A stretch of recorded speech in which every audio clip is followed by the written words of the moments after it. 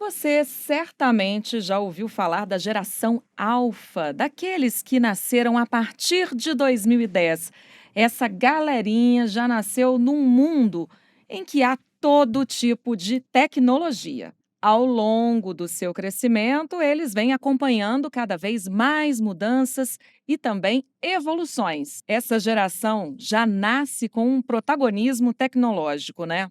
Mas e aí, como é que a gente pode dar suporte para esse crescimento, para o desenvolvimento da geração alfa? Eu sou Elisângela Colodete e neste episódio do Conversa de Balcão, eu te convido a conhecer um pouco mais sobre essa geração do século XXI. Vem aqui, chega mais para ver quem está comigo. Olha só, a Camila Pedrosa, que é psicóloga e coordenadora de educação do SESC Minas, e a Cecília Antipoff, que é psicóloga e educadora especializada em desenvolvimento infantil. Sejam muito bem-vindas. Obrigada por aceitarem esse convite. Eu que agradeço a oportunidade de estar aqui, né, dessa troca e em mesa, né, com Cecília e Elisângela aqui, acho que vai ser muito rico a nossa conversa. Com certeza. Vamos começar falando, explicando o que é essa geração. São os nascidos a partir de 2010 e tem algumas características aí, né?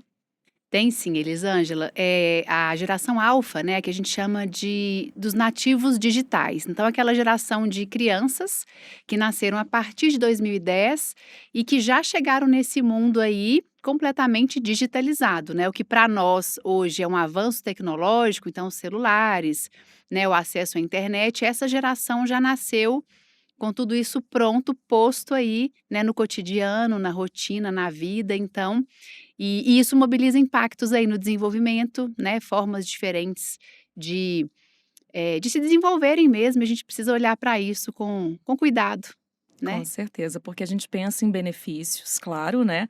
Mas também vem os desafios, né? Quais são eles, na sua opinião, Camila? Olha, vou falar do local que a gente está hoje, que é do espaço educacional, assim, né.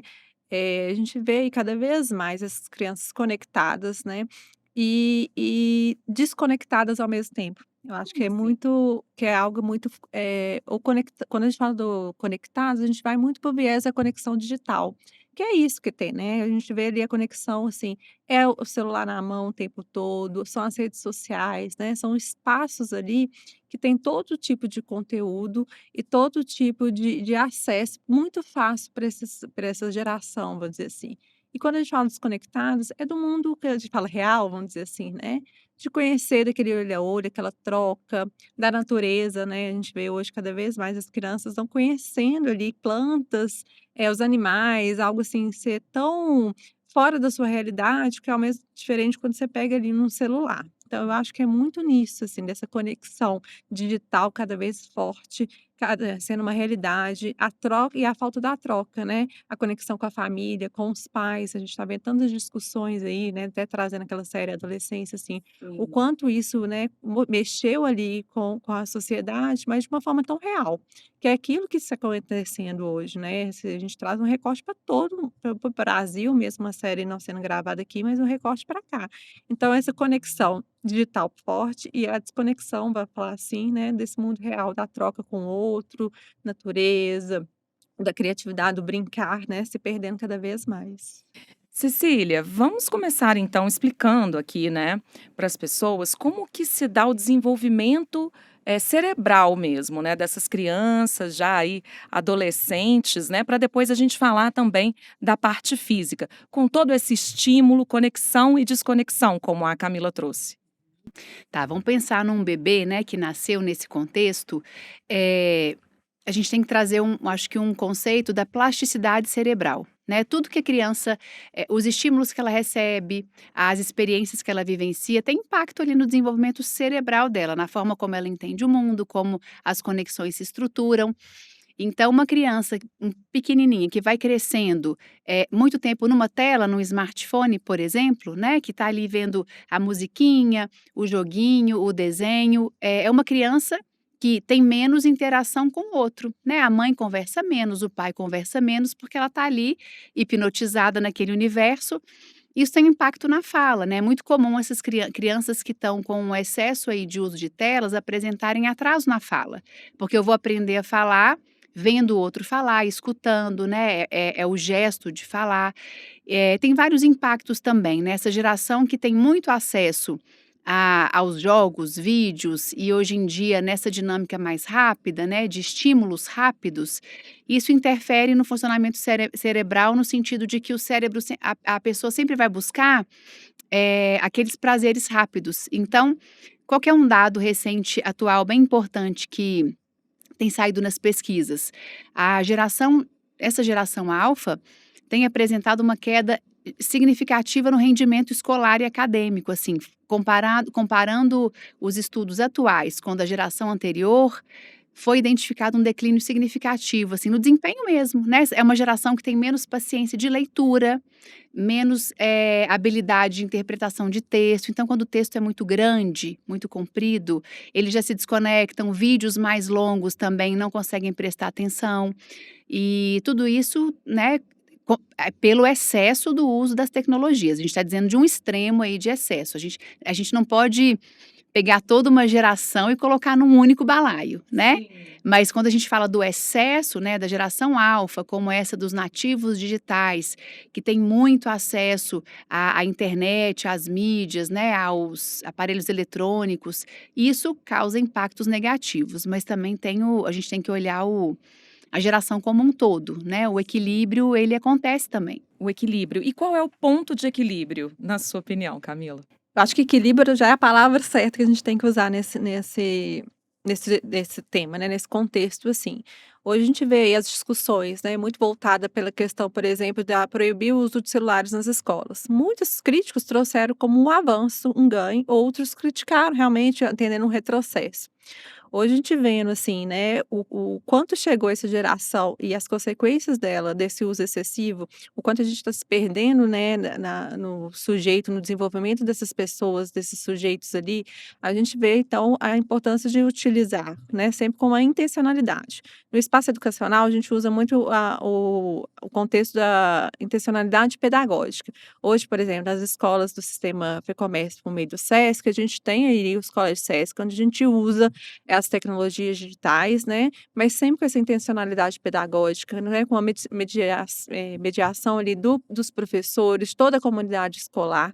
E também tem outros espaços para aquele estudante explorar. A gente não fica ali somente esse uso, a gente busca esse equilíbrio para também, né, não fugir de uma realidade que é o digital, desse mundo aí, né, que tem essa necessidade, mas sempre com essa intencionalidade pedagógica. Então eu acho que é esse equilíbrio, assim. E aí, pensando ali no espaço educacional, da importância de estar conectado todos. Quando a gente fala da comunidade, a gente está falando dos educadores, né, desde ali da portaria aos professores, a gente está falando dos estudantes e da família. Então, eu acredito que aí entra todos envolvidos nesse processo para esse equilíbrio, né? Da gente ter ali essa troca do olho ali da família, de todo mundo se desconectar no momento, né? O adulto também está extremamente conectado. Então, não adianta eu buscar ali aquela escola com toda a sua proposta pedagógica, né? Que leva meu filho para ser protagonista do seu processo de aprendizagem, que explora os espaços, que tem ali uma relação com o outro só na escola, e quando eu vou para casa, eu não tenho uma troca de olhar entre as famílias, um diálogo entre os pais. Então, o equilíbrio ele tem que estar em todos os contextos, né? A gente tem que falar isso quanto família, quanto escola, quanto todos os universos. E entender para quem que é esse uso. Qual idade que ele é indicado, né? A partir de quando que meu filho vai ter acesso a essas tecnologias, né?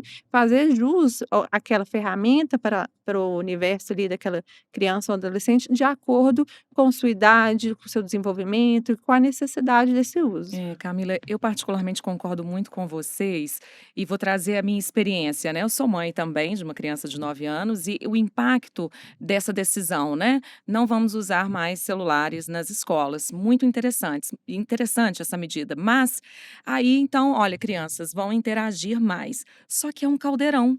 Porque algumas crianças têm mais acesso, muito tempo de tela, outras menos, outras são mais reguladas, alguns têm acesso a conteúdos, né. E o que que eu percebo? Vocês podem me dizer se é isso que se constata ou não, né. Um choque de realidade, às vezes, entre as crianças, uma agressividade, sabe, que às vezes vai permeando um território e fica complexo, né. É um pouco por aí? Como que eu vejo essa situação, assim, acho que cada família ela é um universo, né, então eu também sou mãe de uma criança de 9 anos, um dia minha filha chegou pra mim bravíssima: "Mamãe, que dia que eu vou ter o meu celular, porque fulano, fulano, fulano tem", alguns colegas dela inclusive tinham um grupo de WhatsApp, e o que que eu vou fazer com isso, né? Eu vou abrir um espaço para escuta, eu vou abrir um espaço para orientação. Claro que se uma criança que ela convive tem acesso a conteúdos, à internet, está no Instagram, ela vai trazer isso no brincar, ela vai trazer isso nas conversas, ela vai trazer isso no cotidiano, que a minha filha não tem acesso, né? O que que a gente faz com isso? Eu acredito no trabalho, eh, cada um na sua casa orientando e cuidando do filhote que te cabe, né. E no espaço pedagógico a escola vai fazer um trabalho maior, mais amplo, mas acho que é importante a gente trazer para os nossos filhos essa dimensão de, na nossa casa não é assim,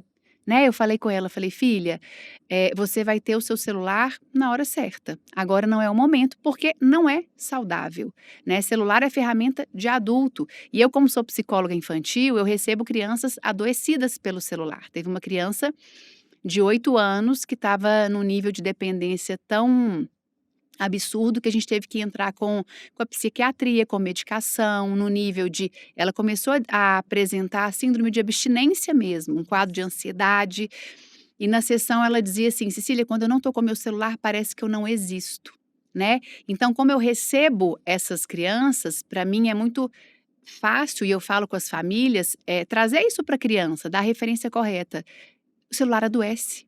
O adulto está adoecido, né, Camila trouxe aqui tanto as pessoas estão o adulto está fazendo mau uso. E as crianças, adoecem numa rapidez ainda maior, porque ela tem algumas necessidades básicas, de pertencimento, de se sentir amada, se sentir aceita. E o celular ali com o vídeo, com a curtida, com a mensagem do amigo, faz ela se sentir abastecida a tal ponto que ela vai querer mais, vai querer mais, vai querer mais. Isso é muito danoso, então o que que a gente faz? A gente orienta. Celular é legal, todo mundo tem ou muitas pessoas têm, mas a gente vai precisar, fazer o uso disso ou se a família já abriu o uso do celular em tal momento para fazer tal coisa, para assistir alguma coisa específica, ou eu vou literalmente barrar. Na minha casa não tem entrada alguma de celular para minha filha de 9 anos por esse entendimento, né. Ela não fica feliz de escutar isso, ficou super frustrada, e eu valido, você pode ficar chateada. É ruim quando a gente quer uma coisa e não pode ter, mas você vai ter na hora certa. E ela vai para a escola, algumas crianças têm acesso. Ela não tem e isso faz parte da vida, eu acredito, né. Sim. Eu vou ter que conviver com o diferente, com quem pensa diferente, com quem tem acesso a coisas diferentes, mas é um caldeirão mesmo, É. né. O que cada um recebe ali vai transbordar de alguma forma. Como que vocês trabalham isso, Camila? Então, a gente busca, assim, né, ter uma atuação, um olhar, igual eu falo muito, né, da atenção integral para nossos estudantes.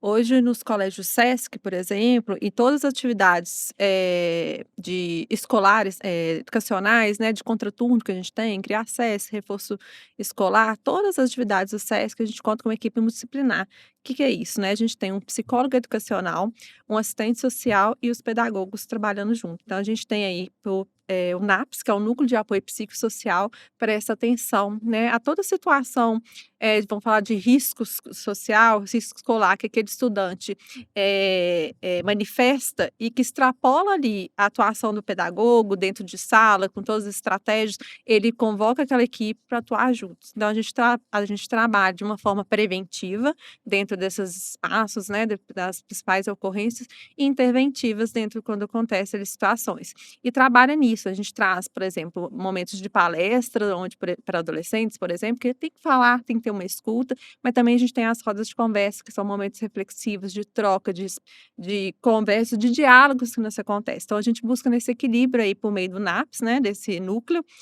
levar essa oportunidade para esses estudantes, não só para os estudantes, mas também, né, a família também é um público que a gente já trabalha muito, e os educadores, todos então esses temáticos desse contexto ali, né, seja da educação infantil, ensino fundamental ou médio, onde que a gente atua, a gente faz esse trabalho multidisciplinar, olhando realmente de forma integral para o nosso estudante. É, isso faz a gente pensar em outros aspectos também, né, paralelos e que se integram também a esses dos quais a gente vem falando, que é o corpo, né, atividade física e alimentação, são pontos também hoje que necessitam atenção, né. Com certeza, se a gente for olhar, né, para essa geração que está muito hiperconectada, né, nas redes sociais, na internet, o que aparece muito são as imagens, né, as imagens com filtros, então, é o rosto deturpado, porque não tem nenhuma imperfeição ali, tem aqueles formatos que são os ditos ideais. E a criança que está num processo de se autoformar, né, de construir o autoconceito, a autoimagem, a autoestima, ela olha aquela perfeição ali, olha para o espelho e aquilo mobiliza algo muito grande nela. Se nós adultas, né, aqui somos impactadas pelo que a gente assiste, pelos influencers aí que a gente é impactado por um produto, por uma pele, por uma roupa, ou por algum conceito, somos impactadas. Imagina a criança que está em formação, né? Então, o que que ela vai começar a fazer? Qual é o impacto disso? Uma não aceitação, né, de como ela é. Tem casos agora de jovens, de meninas, 8, 9 anos, já preocupadas em não comer para não engordar, para não ter aquele corpo, né, preocupadas com pele, com como que o cabelo vai ficar, quando na verdade era para estar preocupando com qual vai ser a brincadeira, o que que a gente vai inventar, o que a gente vai construir agora, né. Então, tem impacto aí nessa questão, né, na alimentação, e tempo demais nas telas significa tempo de menos brincando, exercitando, fazendo o que realmente é estruturante ali para a criança, se constituir enquanto um ser saudável, né. E qual o contraponto, Camila, né, que se oferece nesse sentido também? O que igual a Cecília traz, né, desse tempo que a criança tem para olhar para fora ali, para o mundo real, a gente explora, a gente tem um cuidado. Na alimentação, por exemplo, de todos os nossos estudantes, a gente tem uma equipe de nutricionistas para buscar esse equilíbrio nutricional. Então, quando eles estão dentro da escola ali, a gente tem, esse cuidado, mas para além também, a gente convoca a família com as informações, levando para palestras, projetos, né, que envolvem da importância dessa alimentação, de entender ali, né, quando você está conectado, é aquilo que a gente não se vê nem que se come, né, a criança vai ali nos biscoitos, nos processados, no que é rápido, mas para não se perder naquele tempo ali. Então a gente faz um movimento educativo com todos os envolvidos, né, o estudante e sua família, para compreender dessa forma. Então a gente tem esse cuidado ali de trazer toda uma equipe especializada para conscientizar mesmo, né, todos a importância e pelo exemplo também. Então a gente envolve ali com nossos educadores, né, o quanto é importante também para evitar esse uso da tela quando fora ali da sala, dentro do espaço educacional, com a família. Então a gente usa muito a conversa, o olho no olho, evita ali até uma reunião online, a gente tenta resgatar o presencial o tempo todo, entendendo que é muito complicado esse acesso, mas a importância de estar presente, né. Então a gente busca essas iniciativas dessa Sim, forma. porque quando a gente para pensar, né, muito tempo de tela, às vezes consumindo um conteúdo que não é nutritivo também, né, para a mente, para o espírito. Uma alimentação que talvez não seja adequada e a falta de atividade física, isso é uma bomba, né, Cecília? E eu acho que tem um ponto que é o mais importante, não sei se é o mais importante, mas que é muito caro, assim, que é a conexão familiar, né, acho que a gente tem que trazer isso à tona de uma forma mais, elaborada, assim. Qual que é a realidade hoje que transborda nas casas, né, pai e mãe chegam em casa cansados de trabalho e querem relaxar, pegar o celular, né, enfim, para distrair, e a criança acaba que também fica nesse universo das telas. Então é muito importante essa tomada de consciência de como eu faço esse uso, né. Eu tenho orientado as famílias, orientado mesmo, assim, pega o papel, anota, quando você chegar em casa, pega o seu celular, igual a gente fez aqui, né. coloca no modo avião, coloca numa gaveta e pelo menos por 15 minutos, os primeiros 15, olha para o seu filho, olha no olho, as pessoas não se olham mais nos olhos, né. As pessoas quanto mais intimidade tem, menos estão se olhando nos olhos, porque: "Ah, tá comum aqui, eu sou casada, é meu filho", né, e normalmente a gente tem olhado mais nos olhos dos desconhecidos, assim, nos encontros mais formais, porque na informalidade, tá cada um no seu mundinho, no seu universo. E para a criança é muito importante essa parada de mamãe, e quando a criança fala mamãe, eu tô aqui olhando para ela, e não assim: "Espera aí, Mel é minha filha, né. Não, espera aí, Ian, tô mexendo, tô respondendo uma mensagem. Oi, filha". E aí eu paro e olho, e fico em silêncio, escutando. 15 minutos pode parecer muito, a gente fica às vezes 1 hora, né, rolando ali o feed do Instagram, das redes sociais, e 15 minutos, eu falo até que eu dou uma dica ali, uma ferramenta dos 10 segundos, quando o seu filho vier falar com você, faz assim ó, silêncio e fica 10 segundos escutando o que ele tem para falar, porque a criança já fala, o adulto já: "Não, não pode, não, espera aí". 10 segundos. Deixa eu ver o que que essa criança quer me falar. E aí eu vou respirar, entendi filho, agora a mamãe está numa reunião, mas quando acabar eu vou lá. A gente vai sentar e vai jogar esse jogo, ou eu vou te ajudar, mas isso está escapando pelos dedos, assim, né, escorre pelos dedos, então, aquela série Adolescência, eu acho que ela mobiliza o impacto e as pessoas colocaram o foco, a meu ver, no ponto errado, né, não é a questão não é a internet, não é, o vício, ele só acontece quando existe o vazio, né, então, o vazio abre espaço para o vício se instaurar, o vício na tela, o vício na bebida, na comida, enfim, no que quer que seja. E quando a gente entra em cena de: "Eu cheguei em casa, então espera aí, o celular ele não é minha prioridade mais, é o meu filho, então deixa eu abastecer esse ser humaninho aqui, porque". É muito compreensível esse ponto de vista.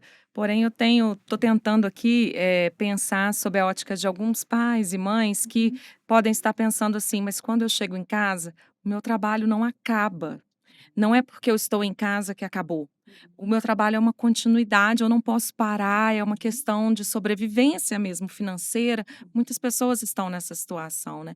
Como lidar nesse caso? Tá, a gente tem que pensar do ponto de vista prático, né, assim, acho que eu posso pensar, eu gosto de usar o conceito de janelinhas, tá, janelinhas.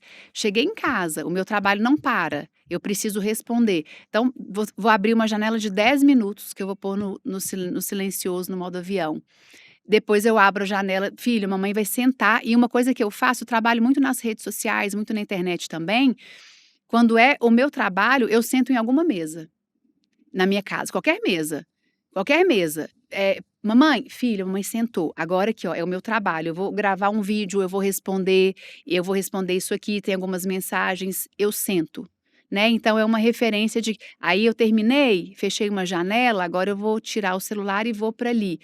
É ter uma consciência, assim, né, do que eu preciso entregar, o meu trabalho ele é importante, mas eu desconheço o trabalho mais importante do que a gente poder criar os nossos filhos para esse mundo aí mais seguros, né, mais abastecidos para serem o que eles vieram para ser nessa vida, que é Com muita certeza, coisa, com cer essa né. dica preciosíssima, né, separa espaços em casa, muito legal. E o sistema, como é que ele pode oferecer apoio para quem? Como que as pessoas podem buscar esse suporte, né, no sistema Fê-Comércio? Elisângela, eu acho que o sistema ele é bem completo se a gente for pensar em tantas ofertas que a gente tem aí para a família, né, seja pela saúde, né, que a gente tem aí, o programa saúde, a educação, o esporte, o lazer que a gente falou aqui dessa importância, a gente tem aí o turismo, né, então a gente tem várias frentes que a família pode explorar ali para buscar aquele equilíbrio que a gente falou no início, né, da importância desse equilíbrio e dessas janelas, né. Então, assim, seja uma viagem com qualidade, com tempo de qualidade, um final de semana, quem mora em Belo Horizonte vai até Ouro Preto, que é próximo, né. A gente tem aí todas as ofertas, né, para o nosso público prioritário, que é o trabalhador do comércio, serviços, e turismo, né, de bens. Então a gente tem esse essa oferta para eles, a gente busca, né, na educação, no programa Educação, ter uma educação com a proposta pedagógica socioconstrutivista, então a gente busca ali todo esse olhar ali para aquele estudante sendo protagonista do seu processo de aprendizagem, mas vivenciando essa aprendizagem, né, com equilíbrio para aqueles que utilizam a o digital, né, as ferramentas digitais, mas também são, propostas que a gente explora ali os espaços, e para além, pensando ali no processo da educação, a gente tem aí pelo sistema FEComércio MG, por meio tanto do SESC quanto do SENAC, uma comunidade para educadores, que é a Educo, onde a gente oferece várias ações, né, e a principal, vamos falar assim, nosso encontro é o congresso, onde a gente vem sempre trazendo temáticas pertinentes, né. Ano passado, por exemplo, a gente trouxe uma referência aí nesse debate, que é o Richard Louv, que ele traz ali sobre, né, o transtorno do déficit de natureza. O quanto, né, as crianças hoje não conhecem a natureza e o quanto isso impacta no desenvolvimento humano. Ah, isso é uma tristeza Isso. imensa, né? Então a gente está sempre muito conectado com essas com esses temas tão importantes e pertinentes, pensando ali, né, na educação, da importância da formação integral desses sujeitos, então a gente leva não só para os nossos estudantes, mas a gente busca para fora ali formar esses educadores. A gente tem essa comunidade dedicada à formação de educadores, né, feita por educadores, com educadores, né, para educadores, e pensando no tempo todo, porque o educador também, gente, se a gente for pensar na formação que ele teve, né, há pouco tempo, a gente não precisa nem falar de 30 anos atrás, há 10 já mudou-se muito. Então, essa formação, ela tem que ser contínua, né, tem que ser feita diariamente, assim, e porque às vezes a gente justifica muito nisso, né: "Ah, mas o professor é o mesmo que eu tive lá na minha infância", os pais falam muito assim, dessa forma, mas eles estão buscando também. Então acho que o sistema traz essas iniciativas, né, pensando em todo esse contexto aí dessas formações. E eu acho que para a criança sentir que os pais estão se esforçando nesse sentido já é um acolhimento, né, muito grande, já é um passo para a cura, na sua opinião? Com certeza, as crianças elas têm eu falo que elas estão com as janelinhas todas abertas, assim, para a mãe e para o pai, né. Lá em casa a Mel tem 9 e o Ian tem 6. Eles estão totalmente voltados. Assim, eu falo que 10 minutos que eu entrego a minha atenção genuína, eu já vejo diferença na forma como eles respondem, né, na forma como eles estão entre eles, então eles são muito abertos a essa conexão, eles precisam muito disso. A gente também, todo mundo precisa, né, mas as crianças elas, estão sedentas por conexão, sedentas, assim, por um olhar, por um carinho, um colo, uma escuta, né, com calma, e a gente precisa desacelerar. Eu escuto muito assim: "Ah, essa geração ela é muito imediatista", já ouviu falar isso? Que é tudo Já. para é muito apressada e imediatista. Eu discordo em gênero, número e grau, assim. A a criança, né, ela degusta a vida, ela degusta, tá chovendo no carro, ela fica acompanhando a gotinha ali pela janela. Tem o prato de comida, ela quer tocar, ela quer experimentar, ela quer degustar aquilo ali. O adulto que apressa. Tem vou dar vários exemplos aqui, né, então a mãe tá grávida, já faz um curso ali para treinamento de sono para o bebê que nem nasceu, que eu nem sei quem é, que eu já dormi a tal da noite toda, porque eu vou precisar descansar para trabalhar, né. O bebê a criança começou ali a introdução alimentar, e para que ela mande o pratão, né, como a gente fala assim, eu vou pôr uma tela aqui, porque aí ela come mais. "Não, Cecília, eu ponho a tela porque ele come mais, é mais rápido, suja menos". Eu falo: "Não, ele está engolindo mais água com farinha, porque ele não está se conectando com o alimento, com a comida". Então é o adulto o tempo todo: "Vamos, tem hora para isso, termina esse almoço, levanta". E aí a criança vai entrando nesse modus operandi aí mais acelerado e o mundo das telas, né. É tudo rápido, os vídeos agora são os shorts, né, é tudo curtinho, tudo rápido. Não é a criança que inventou isso, né, é o mundo adulto que cria esses estímulos. "Toma filho, isso aqui é para você me dar sossego para eu poder tomar minha cervejinha aqui com os meus amigos, para eu poder sentar nesse restaurante, então fica aí", né. É a pressa de que a criança se adultize, por exemplo, que ela fique quietinha, comportada, numa fase em que é para ela estar quebrando tudo, jogando a comida no chão mesmo, gritando, chorando, puxando a mãe para brincar.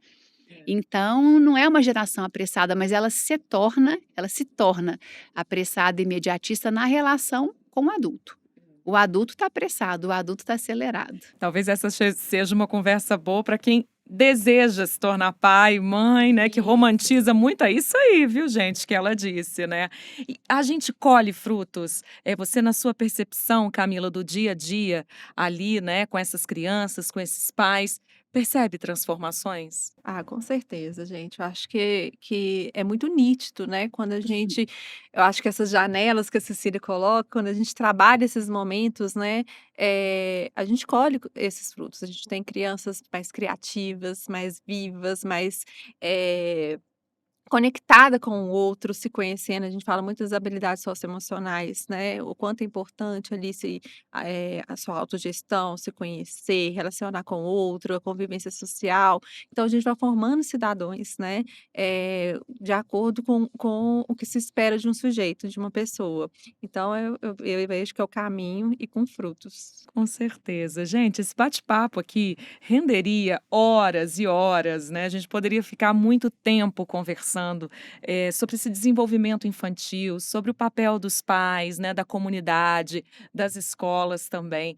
Mas acredito que a gente tenha passado aqui dicas fundamentais, olhares muito importantes e aberto algumas portas, né, para quem tiver precisando, né, ou enfim, buscando mais oportunidades para aprimorar essa conexão. Quero agradecer muito a presença de vocês duas, Camila, Cecília também, muito obrigada. Obrigada a você pelo convite. Eu agradeço também, muito obrigada. É isso então, pessoal. O nosso Conversa de Balcão vai ficando por aqui. Você pode assistir a todo o nosso conteúdo nos principais distribuidores, né, de áudio e estar aqui então com a gente. Siga as redes sociais do Sistema Fecomércio, Sesc, Senac, sindicatos associados também. Essa conversa é para você curtir, para você acompanhar e, claro, compartilhar também. Eu espero vocês, então, no próximo Conversa de Balcão, hein? Até lá.